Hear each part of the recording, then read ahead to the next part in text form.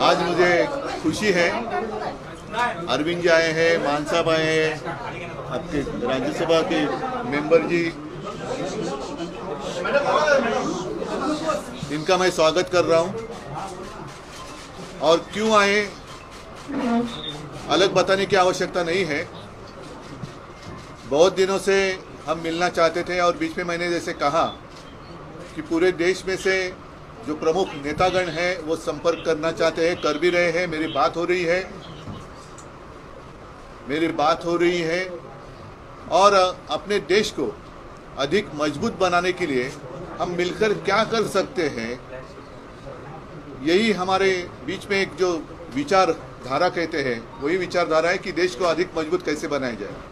खैर, मैं तो हमेशा आपके करते रहता हूँ, आगे भी करूँगा, लेकिन मैं अरविंद जी को कहूँगा, विनती करता हूँ कि अरविंद जी आप आए हो, आप बताइए। सब लोगों को मेरा नमस्कार।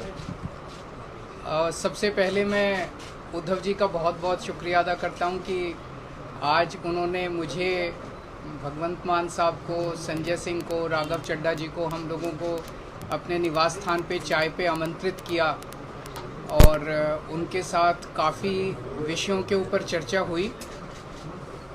उद्धव जी से मिलने का मेरा बहुत दिनों से मन था। खासकर कोरोना के दिनों में मुझे याद है कि जब कोरोना पीक पे था उस वक्त हम सब लोग एक दूसरे से सीख रहे थे और जिस तरह से उद्धव जी ने और उनकी सरकार ने बॉम्बे में और पूरे महाराष्ट्र में कोरोना को कंट्रोल किया, वो बहुत काबिले तारीफ़ था। और मुझे ये कहने में बिल्कुल भी संकोच नहीं है कि हम दिल्ली के लोगों ने बॉम्बे से और महाराष्ट्र से बहुत कुछ सीखा। इनकी कई सारी प्रैक्टिसेस होती थी जो कि बहुत अच्छी थी, जिनको हम दिल्ली में अपनाते थे, दिल्ली में हम उसको लागू करते थे। बहुत दिनों से मेरी इच्छा थी इनसे व्यक्तिगत तौर पे मिलने की और आज मुझे व्यक्तिगत तौर पे इनसे मिलने का, पूरे परिवार, आदित्य जी से मिलने का, पूरे परिवार से मिलने का सौभाग्य प्राप्त हुआ। और हमने बहुत सारी चीज़ों के ऊपर चर्चा भी की। आज देश के जो हालात हैं उनके ऊपर हमने चर्चा की। आज देश का युवा जो है वो बेरोज़गारी से बुरी तरह से त्रस्त है। पढ़ लिख के लोगों को, बच्चों को नौकरी नहीं मिल रही है। बड़े बड़े उनसे वादे किए गए थे कि 2 करोड़ नौकरी देंगे, 4 करोड़ नौकरी देंगे, बच्चों को नौकरियां नहीं मिल रही हैं। और युवा जो है दर दर की ठोकरें खा रहा है।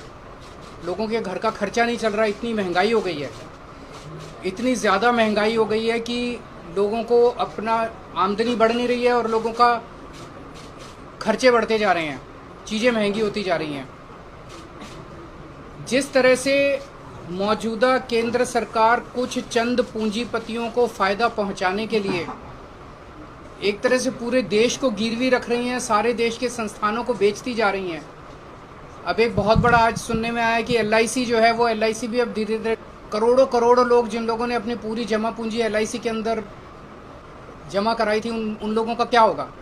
इन कई सारे विषयों के ऊपर चर्चा हुई, देश के गंभीर हालात के ऊपर चर्चा हुई। हमारा देश तभी आगे बढ़ेगा जब हम एक दूसरे से सीखेंगे। हमें एक दूसरे से लड़ना नहीं है, हमें एक दूसरे से सीखना है। इस देश की जितनी भी समस्याएं हैं, उन सारी समस्याओं का समाधान कहीं ना कहीं देश के अंदर है, पर यह है कि हम आपस में मिलते नहीं हैं, आपस में चर्चा नहीं करते हैं। तो मुझे बहुत अच्छा है कि उद्धव जी से आज चर्चा हुई बहुत, और हम इसको अब आगे मिल रहेंगे और इस रिश्ते को और आगे लेके जाएंगे। अरविंद जी, BMC चुनाव को लेकर कुछ बात हुई है क्या? आपकी पार्टी भी काफी तैयारी कर रही है BMC चुनाव लड़ने के लिए, इसके बीच पर कुछ बात हुई है? इस देश में एक पार्टी है जो 24 घंटे चुनाव की सोचती है। हम 24 घंटे चुनाव के लिए सोचते हैं, हम देश की सोचते हैं। हमारे सामने देश है, हमारे सामने इस देश के बेरोजगार युवा हैं, हमारे सामने किसान है, हमारे सामने वो गृहिणी है जिसका पति हर महीने पैसे ला के देता है और उसका खर्चा नहीं चलता। 20 तारीख के बाद उसको पता नहीं अगले 10 दिन कैसे बीतेंगे। उन मुद्दों के ऊपर चर्चा हुई। जब चुनाव आएंगे, चुनाव की भी चर्चा करेंगे। पार्टी है, हम चुनाव तो लड़ेंगे, उस टाइम चुनाव की भी चर्चा करेंगे, पर हम उस पार्टी की तरह 24 घंटे चुनाव की बात नहीं करते। पॉलिटिकल सिनेरियो महाराष्ट्र में चल रहा है, इसमें मैं एक ही चीज कहूंगा, अभी पिछले दिनों जो कुछ घटनाक्रम घटा उद्धव जी की पार्टी की चोरी हो गई, उनका सिंबल चोरी हो गया, उनका नाम चोरी हो गया, उनका सारा जो था वो सब चोरी करके ले गए।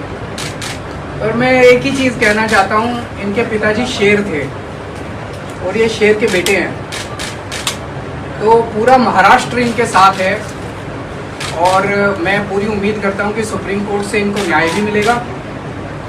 और मेरा अपना मानना है कि ये सारे आने वाले चुनाव जो हैं वो स्वीप करने जा रहे हैं उद्धव ठाकरे। तो सर आप क्या सोच रहे हैं कि आने वाले समय में अगर महाराष्ट्र में चुनाव लड़ते हैं तो उद्धव जी के साथ आप अलायंस करेंगे, क्या सोच रहे हैं? जब चुनाव आएगा आपको सारी बातें बताएंगे। इलेक्शन को लेकर के आज बहुत कॉलेज देखने को मिला है फिर से, और कई लोग घायल भी हो गए, इस तरीके की खबर आई स्टैंडिंग कमेटी इलेक्शन। मैं क्या बताऊं, ये तो आप उनसे पूछिए। गुंडागर्दी के सिवा उनको कुछ काम नहीं आता है। अगर वो इतना देश की जिम्मेदारी उन लोगों को दी हुई है, अगर वो देश के बारे में सोचें तो देश बहुत तरक्की कर सकता है। चारों तरफ गुंडागर्दी, चारों तरफ ये, इससे देश आगे नहीं बढ़ता। हम आपस में क्यों लड़ते हैं? हम आपस में इतनी गुंडागर्दी क्यों कर रहे हैं ये लोग? भाई जब दिल्ली की जनता ने 134 सीट हमको दी, 104 सीट उनको दी, तो मेयर तो हमारा ही बनना चाहिए। 2.5 महीने से मेयर ही नहीं बनाया, डिप्टी मेयर तो हमारा बनना चाहिए, स्टैंडिंग कमेटी तो हमारी होनी चाहिए, बना ही नहीं रहे।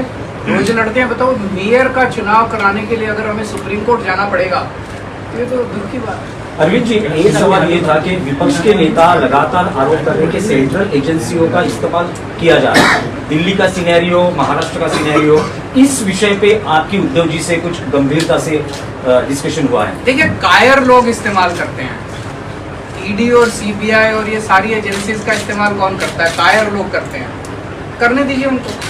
उन्हें हमसे डर लगता है तभी तो करते हैं। आपके घर ईडी नहीं आई, आपके घर सीबीआई नहीं आई, इनके घर आती है, मेरे घर आती है। परसों ये कह रहे हैं मनीष सिसोदिया को गिरफ्तार कर लें, हमें कोई फर्क नहीं पड़ता। जनता देख रही है। अंत पंत में सच्चाई की जीत होती है, झूठ झूठ होता है, सच्चाई की जीत होती है।